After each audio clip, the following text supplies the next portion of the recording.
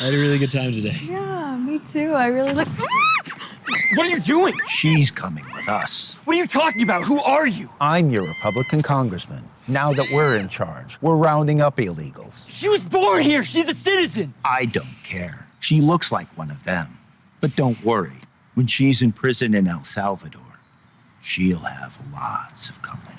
Agree with the style or not, it is undeniable that attack ads like these have an impact on voters. Doctor, he's flatlining. We need to get him into surgery. Sorry, you can't do that. What are you talking about? Who are you?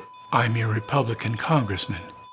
Now that we're in charge, we defunded Medicare, and we're not paying for this surgery. This man is dying. Now get out of the hospital. I won the last election. I'm not going anywhere. But don't worry, we made sure Medicare still covers Viagra. And I need a refill. While shock value is clearly a cornerstone of this ongoing campaign from the Progressive Action Fund, the pack behind these ads, policy is always front and center, just like in their newest ad released on Earth Day. Check out my new truck. Oh, is she good on gas? Nah, it's electric. Gas is too expensive. Oh, dude! Oh, my God! What are you doing? Dude, hey, what are you doing? I'm your Republican congressman.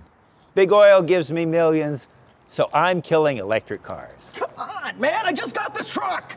I won the last election. This truck is mine. The Progress Action Fund understands something that, well, the Democratic establishment has refused to accept for decades. You cannot win a street fight with a handshake. Their motto is literally, when Republicans go low, we go lower. And the results speak for themselves. In 2022, they ran over 92 million ads and won 10 out of 12 competitive races they invested in, including two major upsets where Republican incumbents lost their seats. 2024, their ads racked up over 500 million views across swing states. Testing showed their ads were 3 times more effective than the average political ad. 3 times. And here's the key. The shock value is the vehicle, but the policy is the payload. Every single one of these ads is anchored in something real. Healthcare, climate, taxes. They're not just trying to make you laugh or make you uncomfortable. They're making sure you remember which party is actually coming for your pocketbook, your body, your future. And that brings me to the bigger point here. We are heading into the most consequential midterm election of our lifetimes. The margins in the House are razor thin. Every single seat matters. And this is not the time. This is not the time for Democrats to engage in politics as usual. This is not the time for civility. This is not the time for focus group, consult and approve milquetoast messaging that offends nobody and inspires nobody.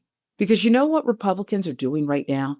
They are banning books. They're stripping reproductive rights.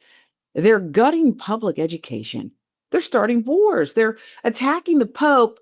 And they're doing all of it loudly, proudly, and without apology. So when Democrats respond with a polite press release and a sternly worded tweet, they're bringing a butter knife to a gunfight. The Progress Action Fund gets it. They understand in this media environment where attention is currency and the algorithm rewards emotion, you have to punch through the noise. You have to make people feel something. You have to make them stop scrolling. And yes, some people will clutch their pearls. Some Democrats will say, that's not who we are. But I would ask those Democrats, how's the high road been working out for you? Because from where I sit, the high road led us straight to Donald Trump's second term and a conservative Supreme Court supermajority. They're captured. A war with Iran, too. So maybe, just maybe, it's time to try something different. Maybe it's time to fight like the future of the country depends on it. Because it does. We've come to an agreement with the receiver that we get to take over this asset pretty much immediately in a couple of days. Wow. Yeah.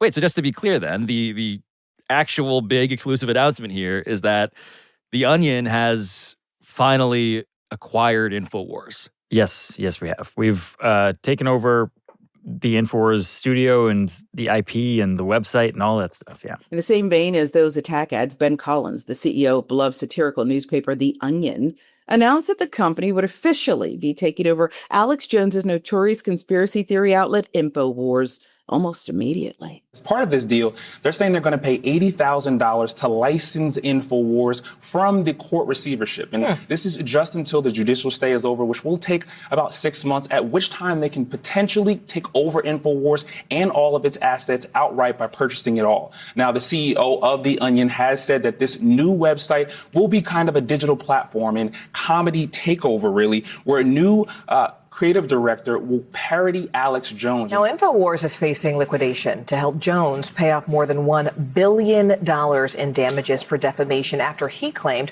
the Sandy Hook school shooting was a hoax. Some of his fans subjected the grieving families in Sandy Hook to years of online abuse and harassment and death threats. Years into it, in 2018, several Sandy Hook families sued Alex Jones for defamation. Juries found him liable. The families were ultimately awarded about $1.5 billion. But the families have never received a penny of that because Alex Jones declared bankruptcy after the verdict. A bankruptcy judge ordered that all of InfoWars' assets, including intellectual property, the InfoWars brand itself, needed to be sold off to help Alex Jones satisfy those debts to the families. For 17 months, we were threatened by Alex Jones with the long arm of the Trump government, where he had a lot of friends. And, thankfully, these families, my staff, everybody saw it through. And we're about to take over this thing and do something really fun. Most importantly, though, we get to, take over this name. And look, Rachel, the way people get their information now has changed.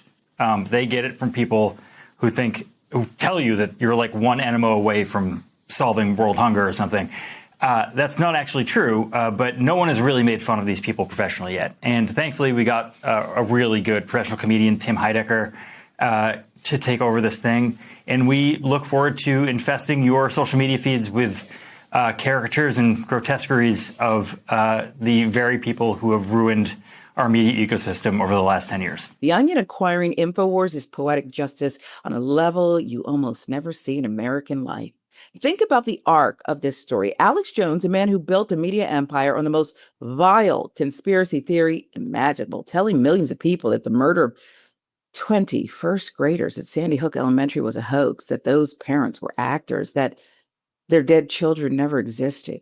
He unleashed an army of harassers on grieving families. Parents who had already lost everything had to move, change their names, live in fear because Alex Jones told his audience their pain was fake. Those families fought back. They sued. They won nearly $1.3 billion in a judgment. And now, 8 years after they first filed suit, the very platform Jones used to torture them is about to become a weapon against everything he stands for. The Onion is going to take InfoWars and turn it into a satirical comedy network that mocks conspiracy mongering and advocates for gun control. The family's attorney said it best. The machinery of lies that Jones built will become a force for social good. And Jones, he's already threatening lawsuits. He's already begging his audience to buy limited edition merch before it's too late. He's already playing the victim because that's all he knows how to do. But here's the bigger picture, and this is what I really want you to sit with. What the Onion is doing with InfoWars and what the Progress Action Fund is doing with attack ads are two expressions of the same idea.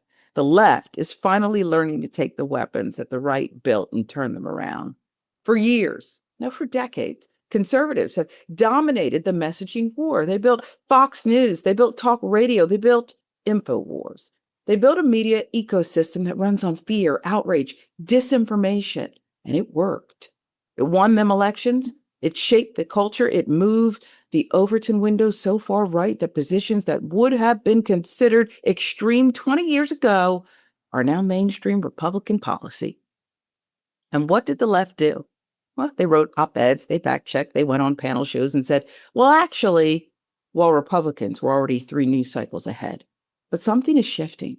The Progress Action Fund is proving you can make aggressive, irreverent, emotionally charged content that also delivers real policy substance, and that it can outperform traditional political advertising by a factor of 3. The Onion is proving you can take the infrastructure of disinformation and repurpose it for accountability and satire. And I think this is not just a worthwhile pursuit. I think it is the only path forward. Because here's the truth nobody wants to say out loud. You don't defeat a propaganda machine by ignoring it. You don't beat a bully by being polite. You beat them by being smarter, sharper, funnier, and more relentless than they are. You beat them by showing up in their spaces, speaking their language, and flipping the script. That's what The Onion is doing. And that's what the Progress Action Fund is doing. And that is exactly what the entire Democratic Party should be doing between now and November 2026, because the stakes are too high.